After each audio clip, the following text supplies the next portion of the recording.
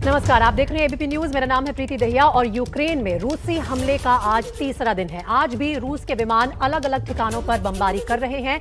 इस बीच वहां भारतीयों को घर लाने की तैयारी तेज हो गई है। आज दोपहर 12 बजे सुरक्षा मामलों की कैबिनेट कमेटी की बैठक होनी है।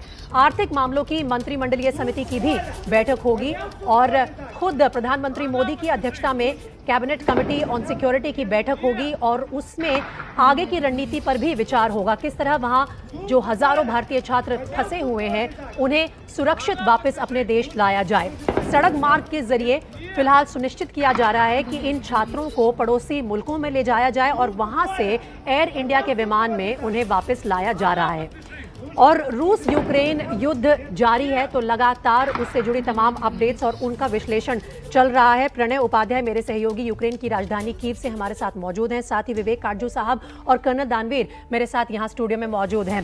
कर्नल दानवीर, मैं आपसे बात करना चाहती हूँ। थोड़ी देर पहले जब हम प्रणय उपाध्याय से अपडेट ले रहे थे कि किस तरह से अब यूक्रेन अपने आप को बचाए, क्योंकि मिलिट्री तौर पर तो पूरी तरह से पलड़ा भारी है रशिया का, और नेटो की तरफ से या पड़ोसी राज्यों की तरफ से कोई कमिटमेंट नहीं आया है कि उन्हें कोई मदद दी जाएगी। तो ये युद्ध अब किस तरफ जा रहा है?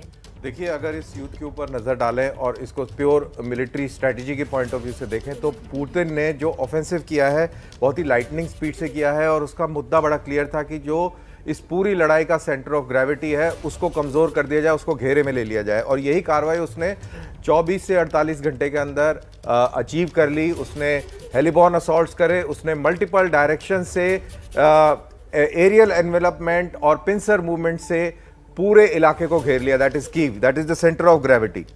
अब छोटे छोटे इलाकों में अलग अलग जगह पर युद्ध चल रहा है, मॉपिंग अप चल रही है, ये चलती रहेगी। लेकिन सबसे अहम है कीव के अंदर। अब कीव के अंदर जो लड़ाई है वो कन्वेंशनल लड़ाई से ट्रांसफॉर्म हो रही है टुवर्ड्स गुरिल्ला वॉरफेयर। और अब सवेरे जब रिपोर्ट्स आ रही हैं वो ये कह रही हैं कि स्ट्रीट फाइटिंग अब शुरू हो गई है। स्ट्रीट फाइटिंग जब शुरू होती है तो एक बहुत ही डेंजरस फेज होता है अर्बन वॉरफेयर के अंदर।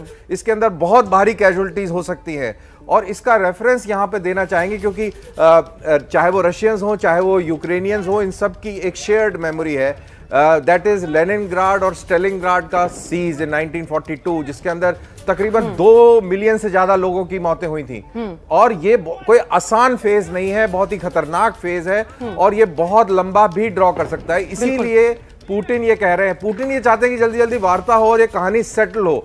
लेकिन दूसरी तरफ दानवीर, पुतिन ने तो ये भी कह दिया है कि जो मिलिट्री टेक ओवर अगर हो जाए कीव में, उन्हीं के जो मिलिट्री चीफ हैं, आर्मी चीफ हैं, उनके द्वारा तो ये वॉर और जल्दी खत्म हो जाएगी। लेकिन वो कोई सोल्यूशन तो नहीं है। आप बात करें कि इन सब की शेयर्ड मेमोरी है। 1945 की तस्वीरें भी आज के अखबारों में छपी हुई हैं और वो मिलती जुलती हैं 2022 की तस्वीरों से। किस तरफ जा रहा है विश्व इस युद्ध के चलते, इस सब के बारे में चिंता करेंगे, चर्चा करेंगे। हमारे सारे विशेषज्ञ हमारे साथ लगातार बने हुए हैं। यही खबर आ रही है ग्राउंड जीरो से। सीधा चलते हैं विवेक काटजू साहब के पास। फॉर्मर डिप्लोमैट है, हमारे साथ जुड़े हुए हैं लगातार हमारे कवरेज में।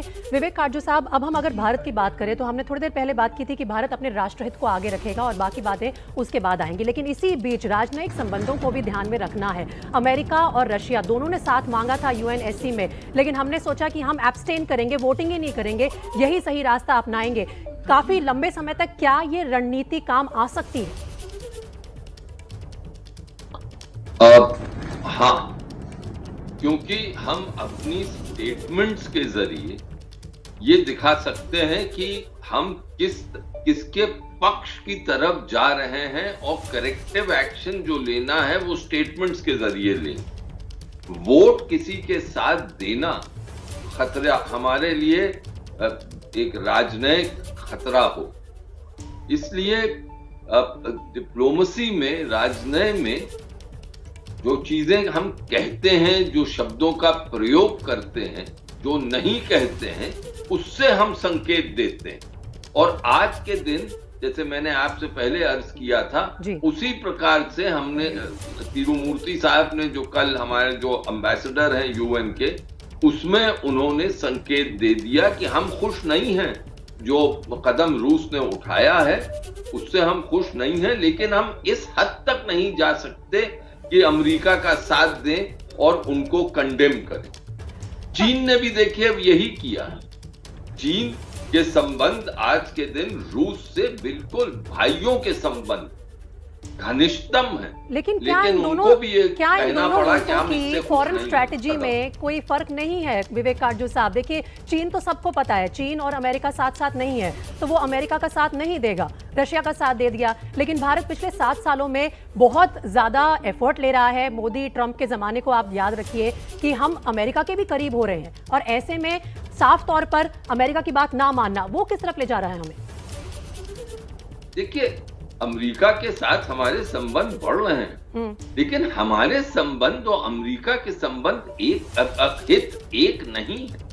हमारे हित अपने कई मामलों पे, अफगानिस्तान का मामला देख लीजिए, पाकिस्तान की तरफ अमेरिका का झुकान देख लीजिए, चाहे वो कुछ भी कहे, वो पाकिस्तान से अब उस तरह का रवैया नहीं अपनाते जो हम चाहते हैं उनसे। और वो अगर आप उनसे बात करिए तो वो यही कहते हैं कि भाई इसमें हमारे हित इन्वॉल्व हैं, तो इसलिए हम इस हद तक नहीं जा सकते जहां पर आप चाहते हैं कि हम जाएं, लेकिन हम अपना रुख। तो विवेक काटजू साहब, मोटा मोटी तौर पर 1947-48 की नेहरू की पॉलिसी ऑफ नॉन अलाइनमेंट शायद कहीं ना कहीं आज भी भारत के काम आ रही है। हम दोनों अपने गेस्ट से ये चर्चा जारी रखेंगे और एक्सरसाइज में हिस्सा ना लेने का ऐलान किया है। इस वक्त ये बड़ी खबर आ रही है कि इस मिलिट्री एक्सरसाइज में भारत हिस्सा नहीं लेगा। इसको 6 मार्च से 27 मार्च के बीच इंग्लैंड में होना था, लेकिन ताजा घटनाक्रम देखते हुए भारत ने फिलहाल अपने एयरक्राफ्ट इंग्लैंड ना भेजने का फैसला किया है। इस मिशन में तेजस लड़ाकू विमान हिस्सा लेने वाले थे, लेकिन अब इस एक्सरसाइज में भारत हिस्सा नहीं लेगा, और आगे की अपडेट क्या होगी ये लगातार हम आप तक पहुंचाते रहेंगे।